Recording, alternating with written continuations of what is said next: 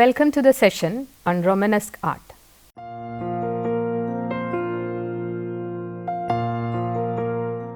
Unlike the terms like Greek, Egyptian or Byzantine, which all refer to specific geographical and political locations, the term Romanesque hardly gives us a clue in that direction.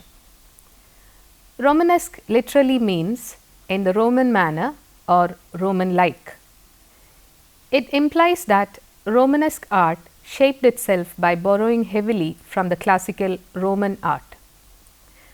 Romanesque art, in this sense, followed the same fold of early Christian and Byzantine art. That apart, it also followed the Carolingian, Ottonian, and Islamic traditions as well. This assimilation makes it a very distinct artistic phenomenon. The Carolingian and Ottonian suzerainty looked at art as the manifestations of cultural and political programs of the royal courts.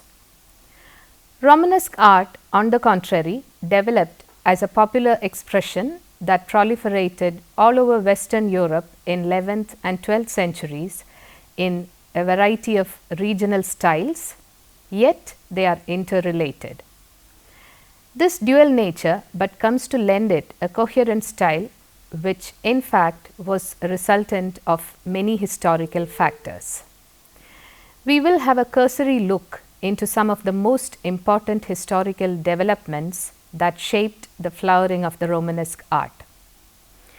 During the 10th century, there were endless troubles of the terror, endless disasters of various kinds, and a famine resulting from the frequent invasions of the Normans and the Magyars.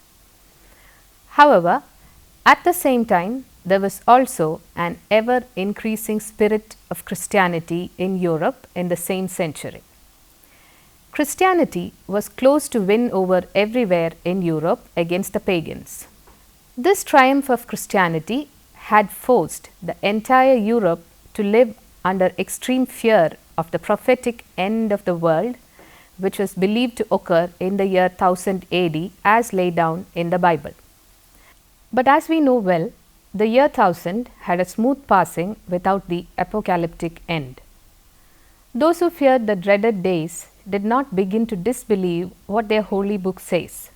On the contrary, they were left with great relief and a heightened spirituality. This intense religious spirit had an immediate expression.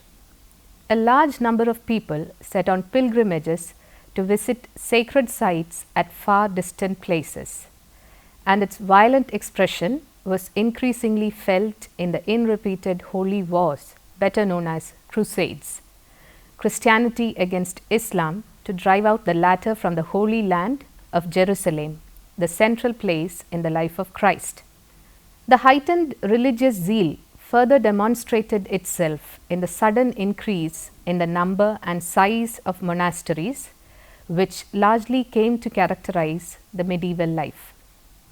Apart from this religious fervor, we must bear in mind that a peculiar economic and political system of the period had played an equally important role in contributing to the Romanesque art. At the end of the early medieval period, Europe largely remained to be an agrarian society with the existence of feudalism, particularly in France and Germany. As a result, there was no centralized political authority in which king did not rule but led military in the war. At the same time, there was no military under the king's possession, but it was provided in the time of war because the land-owning lords granted some of their property to knights, mostly to cavalry officers. In return for these fiefs or feuds, as the granted lands were called, the knights provided military services to their lords. This was operative on a complex system of personal bonds called vassalage, which extended all the way back to the king. In the bottom level of this pyramidal system, there were a large number of powerless peasants called serfs who worked in the land. In this feudal system, not the king but the great landowner rules as king, as independent territorial lord. Hailing from the important positions in the army and in the ecclesiastical hierarchy, the independent landlords constituted a master class threatening the wealth and power of kings. Of this new master class, bishops and monks of monasteries came to rule political authority that finally led Pope to emerge as a unifying force throughout Europe. It is this political and economic system embedded in feudalism that caused Pope to call for crusades. Because the church held more land than any single lay ruler. Some bishops were great feudal lords, and many bishops and abbots were members of ruling families. So much so that the army of crusades was astonishingly larger than a political ruler could have raised.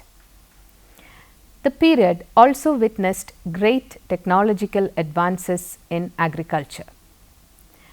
The increased efficiency of milling machinery and better iron plows that dug deeper furrows stimulated the farmers to produce more foods than what was required for home consumption.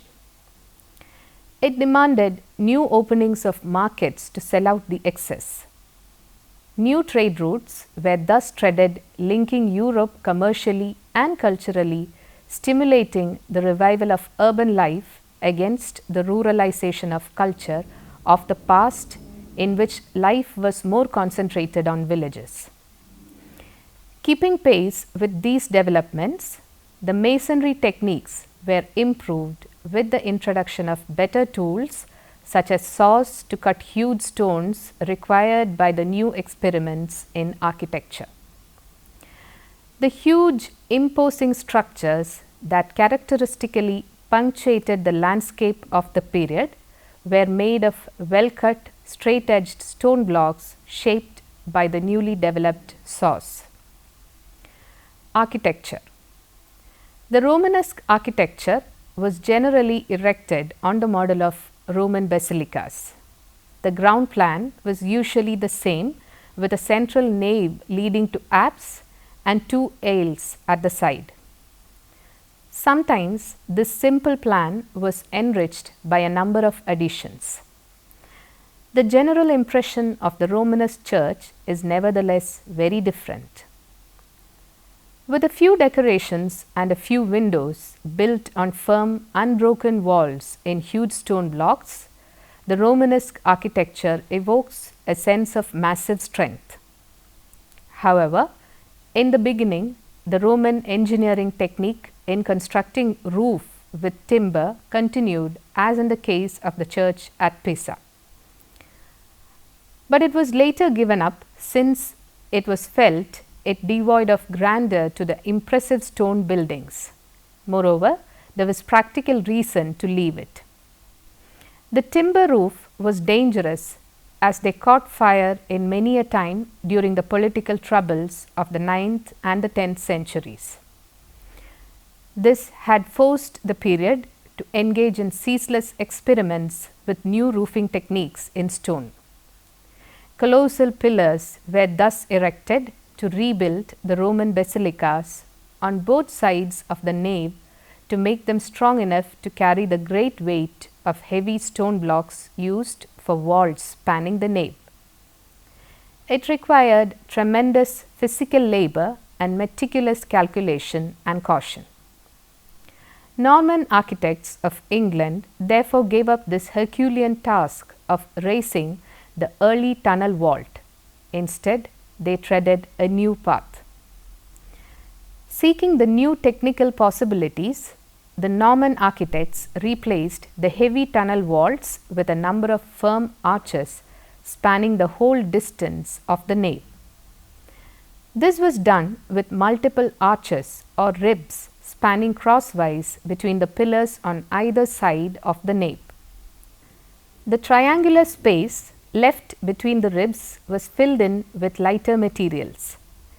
This technique came to be known as rib vault, was soon to revolutionize the conventional idea of architecture and its introduction can be traced as far as the Norman Cathedral of Durham.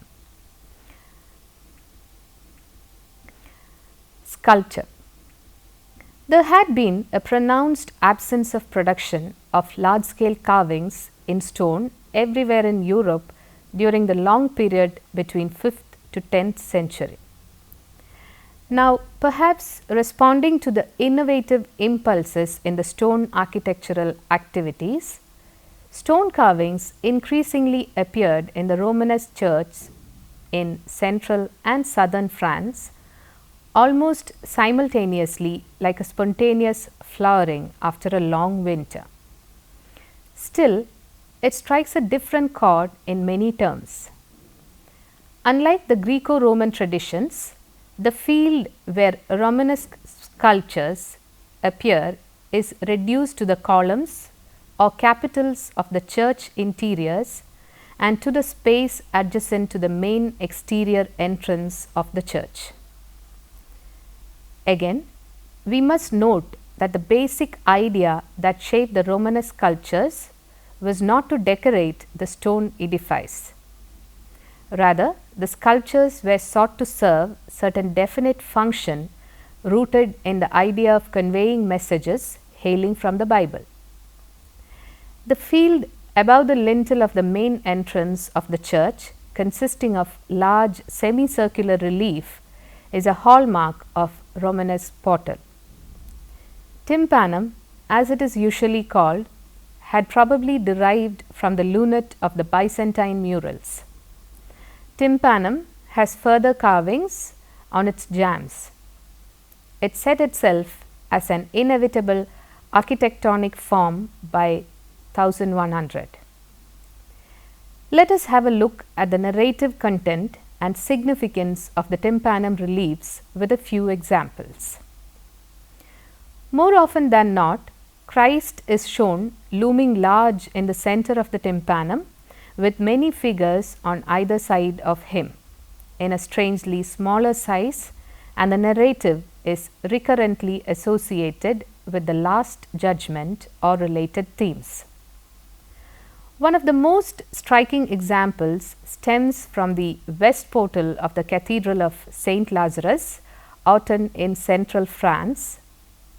The relief is signed by Gislebertus, one of the few Romanesque sculptors to name. It implies that he was an exceptional master whose artistic brilliance was recognized in his own time. Carved in c. 1135, the relief represents the Last Judgment as described in the Gospel of Saint Matthew. An awesome figure of the enthroned Christ towers above a world that is densely populated by tiny figures. On his left are shown the souls of the dead sinners being weighed in the balance in order to gauge the amount of their sin. On his right and in the lintel below are the blessed souls rising excitedly and fearfully from the tombs. They are welcomed by Saint Peter to the heaven with a huge key, while the damned on his left are pulled into hell by heinous devils. There are some more terrible scenes. The miser weighed down with his money bags, the adulteress with snakes gnawing at her breast, and the screaming souls gripped by giant pair of claws appearing from nowhere. Above them are Archangel Michael, with souls clinging to his coat tails for protection, is weighing a soul. A hideous devil opposite him tries to tilt the balance in his favor, and a small devil sits on a scale to weigh it down. In another part of this large composition of cataclysm, scholars have identified two figures of pilgrims among the saved. One wearing the cockleshell badge, the symbol of Saint James, to imply that he has been redeemed by his pilgrimage to Santiago de Compostela, a famous pilgrim church in Spain devoted to Saint James. Other wearing an image of cross to indicate the spiritual reward he received for a visit to the Holy Land of Jerusalem. We can now shift our focus on another example of a plethora of carvings. It hails from the tympanum of the pilgrimage church at Vazelay, constructed by Cluniac order. Here too, Christ in central axis is seated in majesty. Traditionally confined to mosaics and murals in the apse, the theme was now brought down to the laity in three-dimensional carving. Carved around the year 1125, it represents Christ as Pentecost with the fires of the Holy Spirit radiating down to the apostles from the outstretched hands of the Christ. It is meant to suggest that he sends forth apostles with gospel books on their mission to convert the pagan, heal the sick, and cast out devils from the possessed. All of them are shown in the lintel and the inner archivolt. On the semicircle of the outer archivolt, there are figures of men engaged in the labors of the months and also the signs of the zodiac, signifying Christ's rule over the cycle of the year. Among the many small figures of the unregenerate, there are men with heads of dogs and men with wing-like ears as inhabitants of distant lands. This Cluniac pilgrimage church at Vézelay had attracted thousands of pilgrims because it was believed that it preserved the relics of Saint Mary Magdalene. Another interesting piece of carving is the portrayal of Eve, which was originally part of the north portal of St. Lazarus Cathedral, Autun, mentioned earlier. As we know, she is an image of original sin. In her depiction, the artist Gislebertus arranged the body in an arbitrary way. Her torso is turned frontal while the head is in profile view so that her sensuality could be better expressed. In the same vein, we must note that her sex is skillfully concealed by exploiting a tree or plant in the garden. Her right hand is raised to her cheek in a gesture of shame, but the left hand still continues to pick the forbidden fruit. A pictured couple of Adam and Eve as victims of original sin is another marvelous expression of Romanesque art. Like the Last Judgment, original sin as the battle of good and bad was a favorite theme of the period.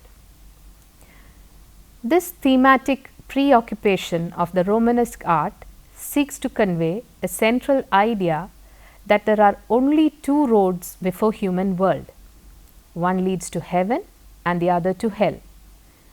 Christ in the central axis of the tympanum therefore comes to divide the good from the evil, the blessed from the damned. Apart from that, it is more intriguing to note that such division is rendered with specific emotions of horror and tenderness with dramatic intensity. Painted in brilliant colors, these terrible images were made to put them into the view of the pilgrims and the common faithful who crowded these churches round the year. Living in a world which runs through a surfeit of images of various kind, it would be difficult for us to imagine what impact these images of endless terror and eternal bliss would have made upon the medieval mind. However, we have some glimpses capturing the visual experience that these apocalyptic visions had exerted on their beholders. We have moving verse written by a late medieval French poet, Francois Villon, referring to such images of Romanesque facade. I am a woman, poor and old, quite ignorant. I cannot read. They showed me by my village church a painted paradise with harps, and hell where the damned souls are boiled. One gives me joy, the other frightens me. As Arnold Hauser says that to intimidate men's mind, art could have devised no more effective method than these images, which are recurrent in Romanesque stone carvings and paintings. Manuscript illumination. In the reliefs discussed so far, we can observe that the classical sense of form was given no room. Rather, they distort the sense of reality by eliminating the volume of form and depth space. Extremely slender and emaciated body consumed by the fire of faith predominates the visual field.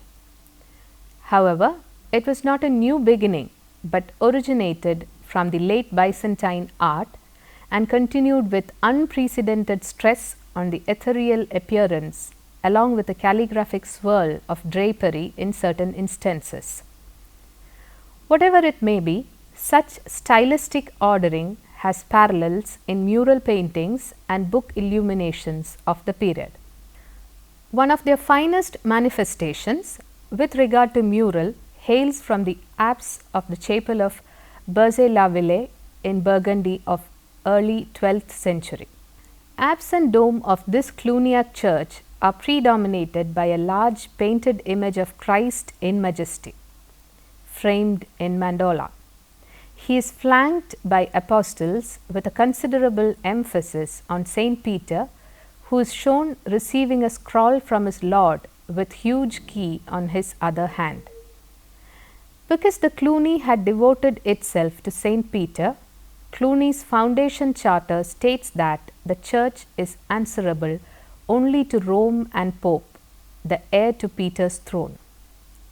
The elongated bodies and delicacy of lines and brilliance of colors contribute to animate the whole composition.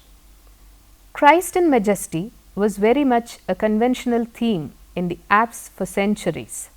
But what makes the Romanesque period different with the same image is that from the abode of the apse, it brought it down to the stone carvings of the church partials.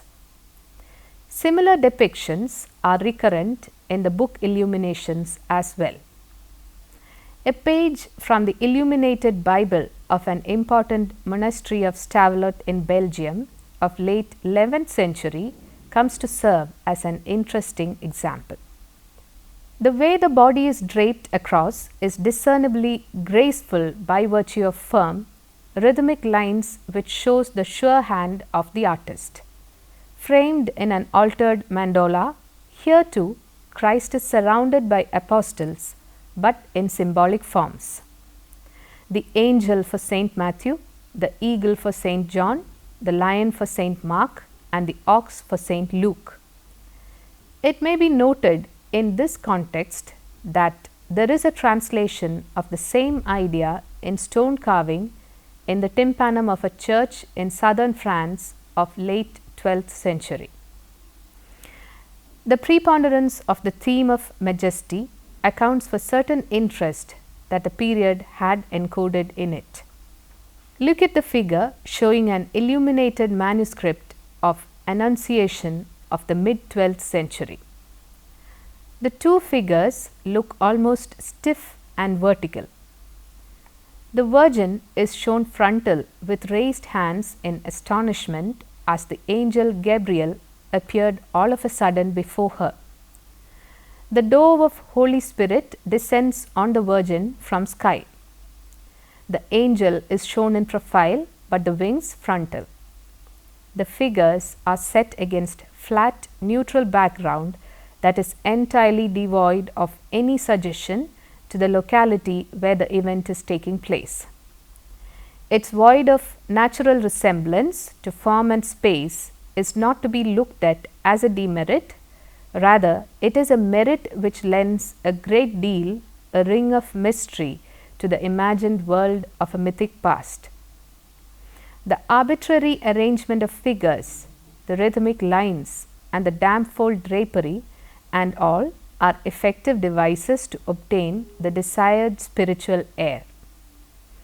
Some of the most striking imaginative ventures in the book illuminations of the period are to be seen in the decorated initials. Variety of animal and floral motifs more often appear intertwined with human figures and the narratives, which is hardly so in stone carvings and murals. Such initials were handled with special wit and astonishing skill. The world of flora and fauna that inhabit the initial usually covered the chunk of the page. Such importance given to animal or floral world nevertheless cannot be accounted for any specific biblical narratives or religious connotations.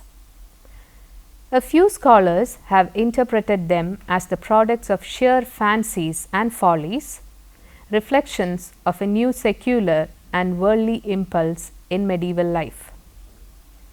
Sometimes the subject matter of the initial illustrates the adjoining text, sometimes their fiercely twisting shapes convey only a general sense of struggle and confrontation akin to the heroic conflict of the saint's triumph over the forces of evil. The medieval manuscript tradition reached a high point in the 12th century. The emergence of numerous churches and monasteries had resulted into an unprecedented demand for books for the private reading of monks, and the giant illustrated Bible for reading aloud in the church. The Great Bible, illuminated by Master Hugo for the Abbey of Bury, St.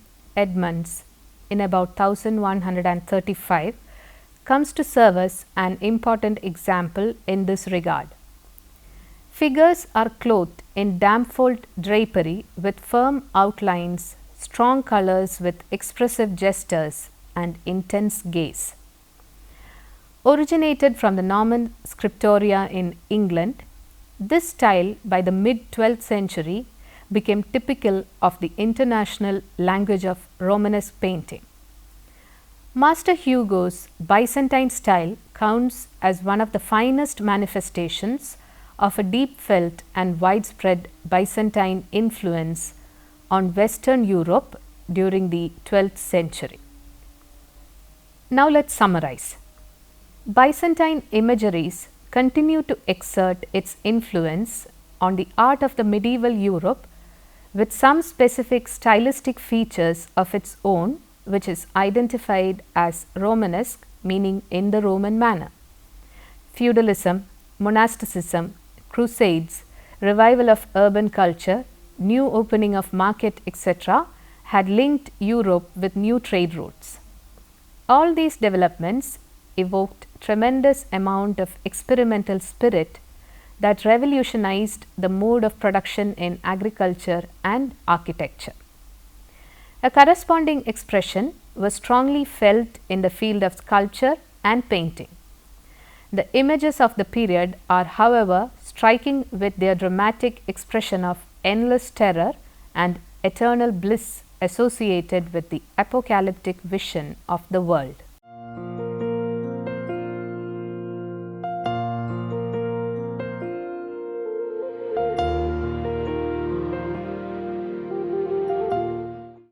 Here are some questions for you. Romanesque architectures are generally huge and heavy with a few windows and doors. Why? Next, what could be the possible reasons for the recurrent choice of the subject like the Last Judgment in the sculptures of the Romanesque period? What was monasticism? How did it influence Romanesque art?